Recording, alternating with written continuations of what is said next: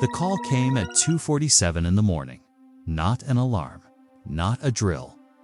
A real call, the kind that made every guard at Kensington Palace go cold inside.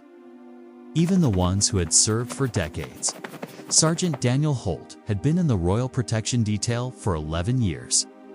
He had stood in the rain for hours without moving. He had watched royal motorcades cut through crowded streets without blinking. He had trained for every possible scenario: protests, threats, attacks, chaos. But nothing had trained him for this. He pulled on his uniform in the dark. His hands steady out of habit, his mind already running through possibilities. The palace liaison had said only 6 words on the phone. "It's about the prince." Come now, 6 words. That was all outside. The London night was quiet. The kind of quiet that feels wrong. The kind that presses against your ears and makes your heart beat louder than it should be. Daniel drove through empty streets, the streetlights flashing past like slow pulses. He had driven this route 1,000 times. Tonight, it felt different, shorter, like the city was pulling him forward, faster than it should. When he arrived at the service entrance, 2 senior officers were already waiting. Their faces said everything their mouths wouldn't. Something had happened, something serious. If you're new here, please subscribe. Stories like this one take weeks to research and write, and your support means everything. Now, let's continue. Daniel was briefed in a side room with no windows. The facts were laid out carefully, quietly, like pieces of broken glass being placed one by one on a table. A story had surfaced. A damaging one. Not from a journalist, not yet. But from someone close, someone inside the circle of trust. The details were specific enough to be credible, specific enough to do real harm, and PrinceWilliam.com composed. Careful Prince William had been informed only an hour ago. The concern wasn't the story itself. Scandals had touched the royal family before. The monarchy had weathered storms that would have destroyed ordinary families. What concerned the protection detail was something far more immediate. The prince had asked to go out alone, not in an armored car, not with a full escort. Just him and one trusted guard. Daniel felt the room shift slightly when the senior officer said the next part. He asked for you, specifically. The silence that followed lasted only a few seconds. But to Daniel, it felt like minutes. He had spoken with Prince William many times over the years, brief exchanges, professional courtesies, the occasional quiet acknowledgement in a corridor. But they were not close in any personal sense. Guards weren't supposed to be close. That was the first rule, unspoken but absolute. So why him? The senior officer didn't offer an explanation. Maybe there wasn't one. Or maybe the answer was simpler than Daniel expected. William trusted him because Daniel had never once given him a reason not to. That was rarer than people thought. By 4 a.m., Daniel was standing outside a private exit at the rear of the palace grounds. The night air smelled like damp stone and early autumn. Leaves had begun to fall weeks ahead of schedule that year. They gathered along the walls in small, silent drifts. He waited. Then the door opened, and Prince William stepped out. No aide. No phone visible, no armor of any kind, wearing a plain dark jacket. His face carrying the particular weight of a man who had just learned something he couldn't unlearn. He looked at Daniel once and said, "Nothing." They walked ***. The park was closed. To the public, at that hour, the gates had been quietly unlocked by a palace coordinator 20 minutes before their arrival. No cameras, no announcements. Just a dark stretch of grass, old trees, and the distant hum of a city that didn't know any of this was happening. Prince William walked with his hands in his jacket pockets. His steps were slow, not the measured, purposeful stride Daniel had seen at public events. These were the steps of a man carrying something heavy, and not quite sure where to set it down. Daniel walked 2 paces behind and to the left, close enough to respond to anything, far enough to give the prince the feeling of space. They had been walking for nearly 4 minutes before William spoke. You know what they're saying? It wasn't a question. It was a statement, quiet, almost detached, like he was commenting on the weather. Daniel kept his voice level. "I've been briefed on the general situation, sir." William nodded slowly. "General situation." He almost smiled. "That's a polite way to say it." Another silence settled between them. An owl called from somewhere in the trees once, then nothing. The sound dissolved quickly into the dark. "My father used to walk here," William said after a moment. "When things got difficult, he said the trees didn't care who you were. That was the only place he could think." Daniel didn't respond. This wasn't the moment for words. He had learned over 11 years. That silence was sometimes the most respectful thing a person could offer. William stopped walking. He stood facing a large oak tree, ancient, wide, its bark dark with old rain. He stared at it for a long moment, as though he were reading something written on its surface. "The story isn't entirely false," he said. The words landed gently. But Daniel felt their weight. He had been trained never to react to personal disclosures. Guards heard things. That was the nature of proximity to power. They heard arguments, confessions, grief, all manner of human truth that would never reach the public. And they carried it quietly, like stones in their pockets. For years, but this felt different, because the prince wasn't confessing something shameful. He was confessing something more complicated than that. He was admitting that the truth, his truth, was not entirely what the world believed it to be. William turned and started walking again. And Daniel fell back into position without a word. "There was a relationship," William said carefully. "Years ago, before everything settled. Before I understood what settling meant." He paused. "It wasn't an affair." That's not what they'll say, but that's what it was. A connection. An honest one. He exhaled slowly. "Which almost makes it worse." The path curved gently under their feet. The lights of distant London glowed above the tree line like a second. Horizon dot. Daniel thought about his own life for exactly 1 second, a habit he had trained himself to suppress. He had a daughter.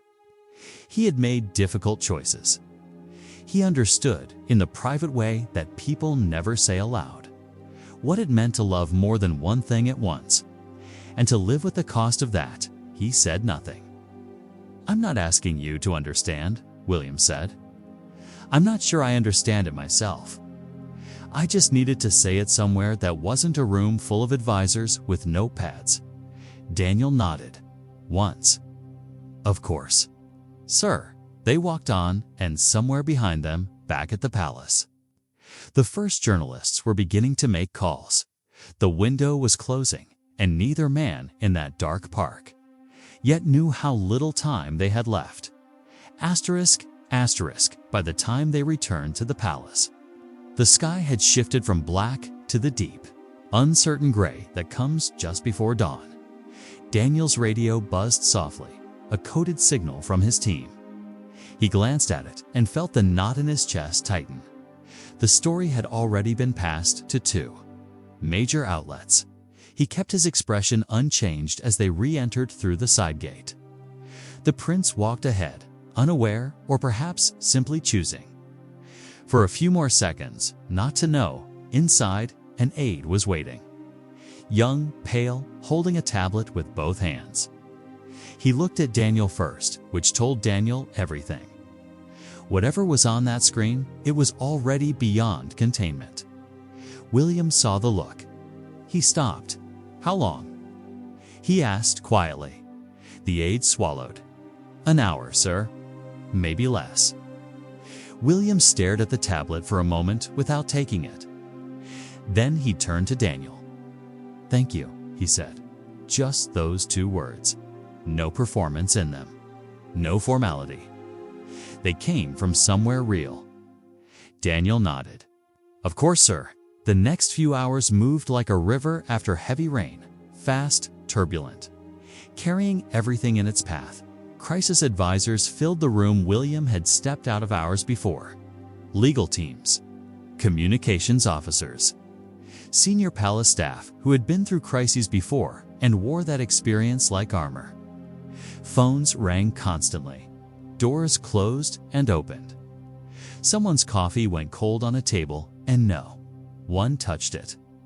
Daniel returned to his post and stood outside the door. He could hear voices through the wood, not words, just tones, urgent, measured, sometimes tense.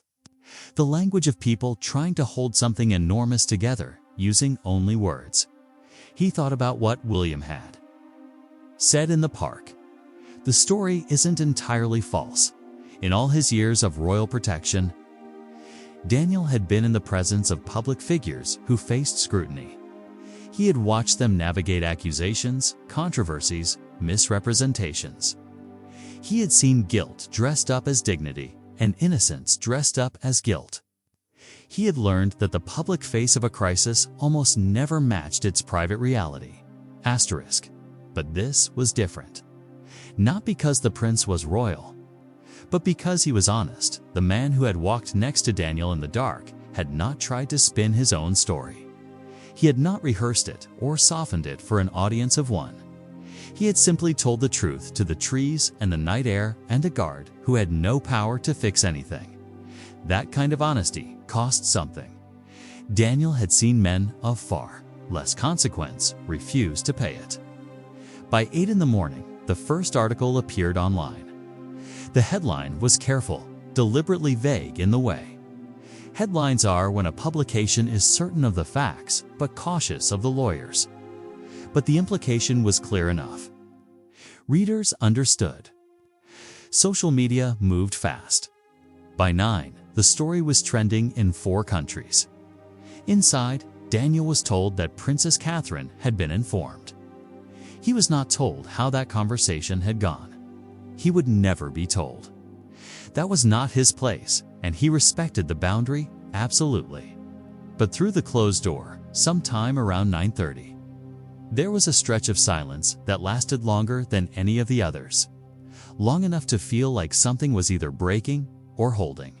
Long enough for Daniel to close his eyes briefly, not from exhaustion, but from the sheer weight of being present in a moment that history might one day talk about, while also being completely invisible within it. That was the job. That had always been the job. But today, it felt heavier than usual. And outside those palace walls, the world was only just waking up. By midday. The gates outside Kensington Palace had drawn a crowd. Not angry, not exactly. More curious. The kind of crowd that gathers when something enormous is happening, and no one quite knows what to do with themselves. Cameras, phones held high. Journalists doing live broadcasts with the palace facade framed carefully behind them. Daniel watched from inside. He had seen crowds like this before, after royal births, after deaths, after announcements that rippled through the country like stones dropped in still water.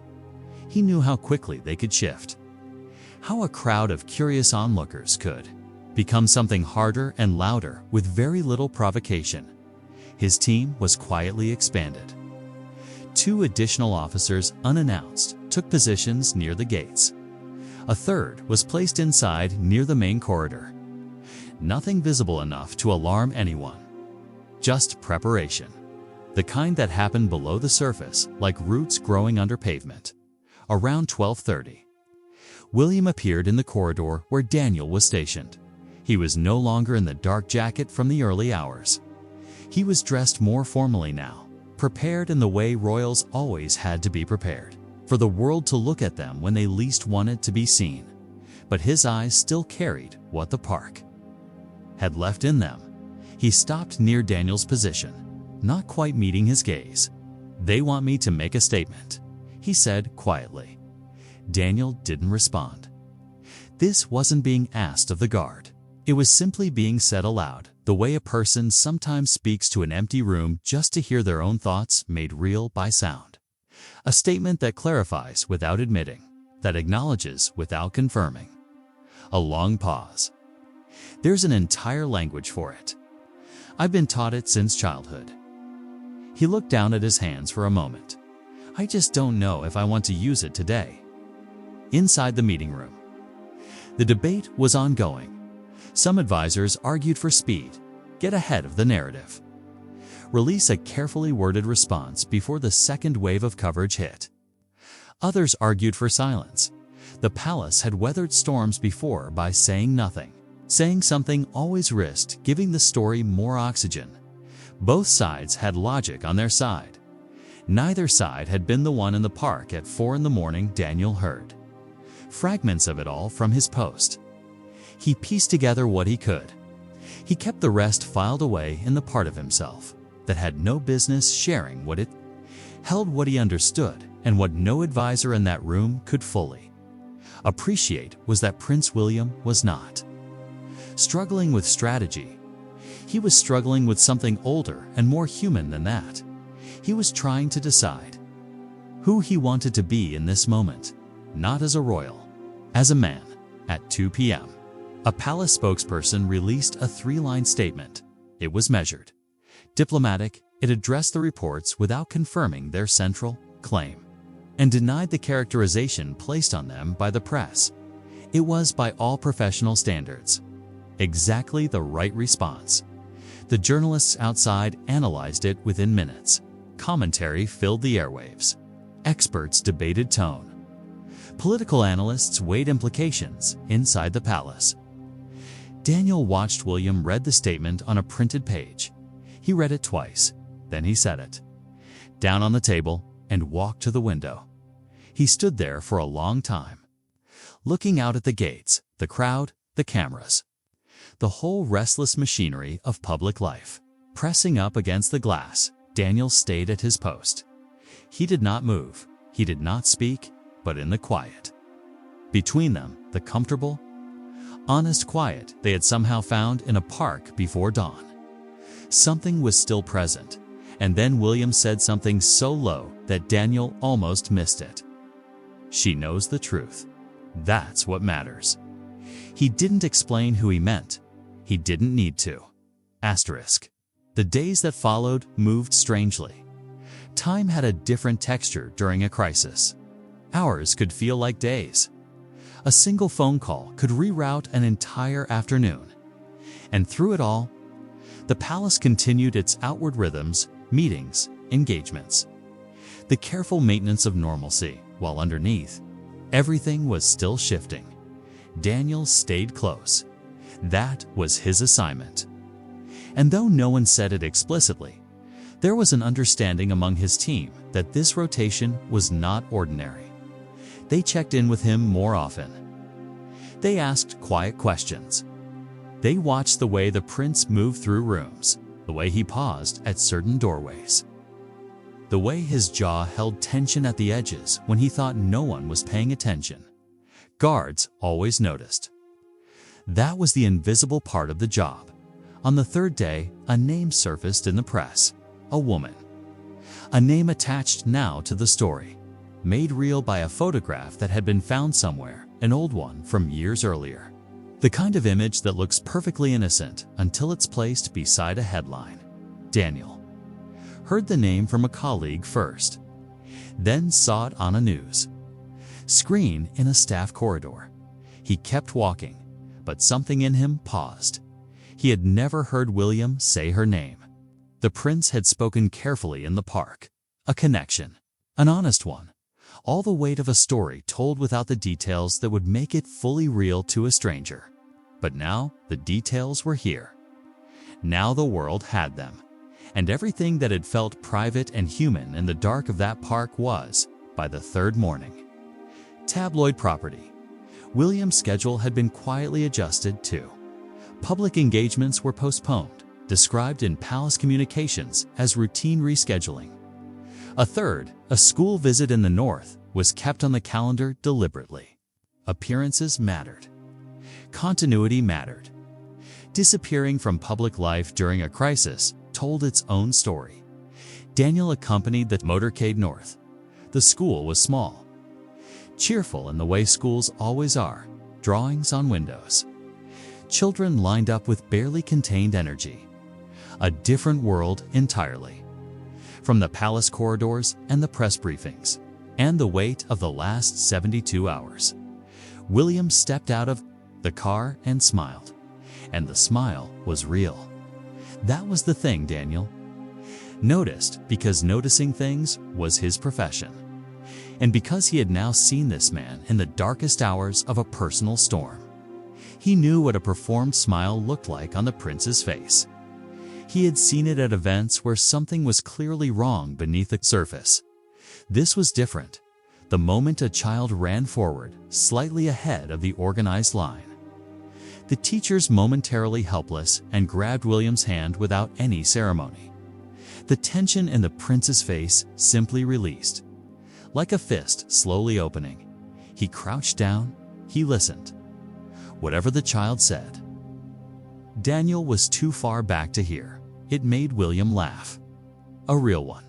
Short and sudden and unguarded. The cameras caught it. The image would be everywhere by evening, but Daniel had seen the moment before the cameras did.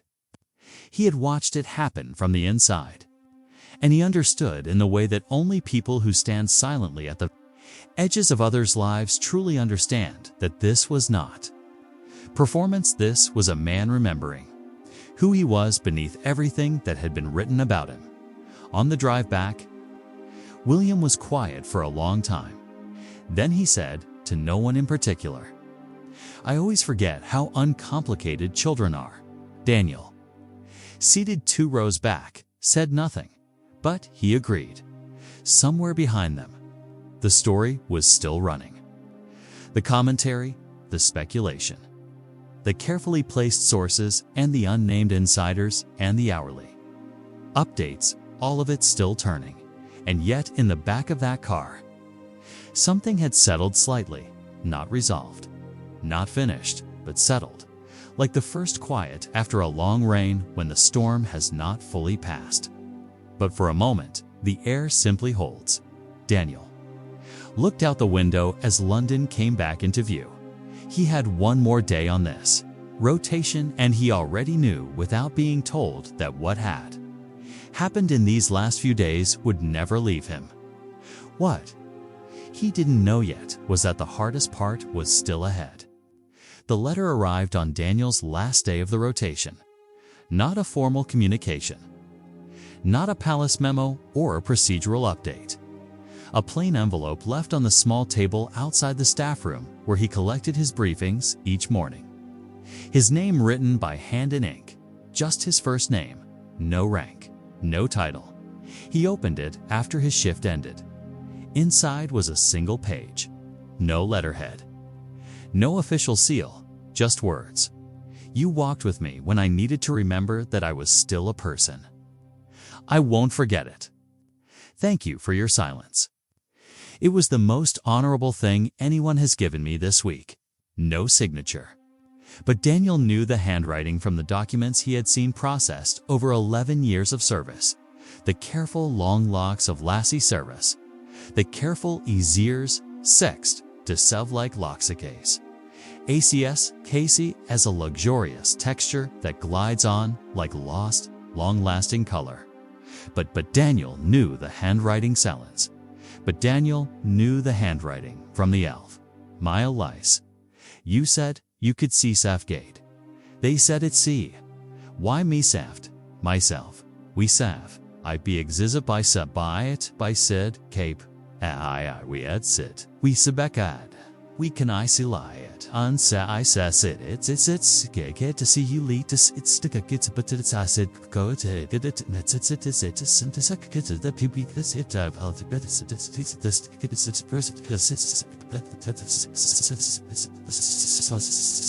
slightly forward-leaning script that belonged to one man in that building. He folded the letter once. He put it in his jacket pocket. He drove home. His daughter was still awake. When he arrived, she was 12, and she had his stubborn habit of staying up past her bedtime with a book she couldn't put down.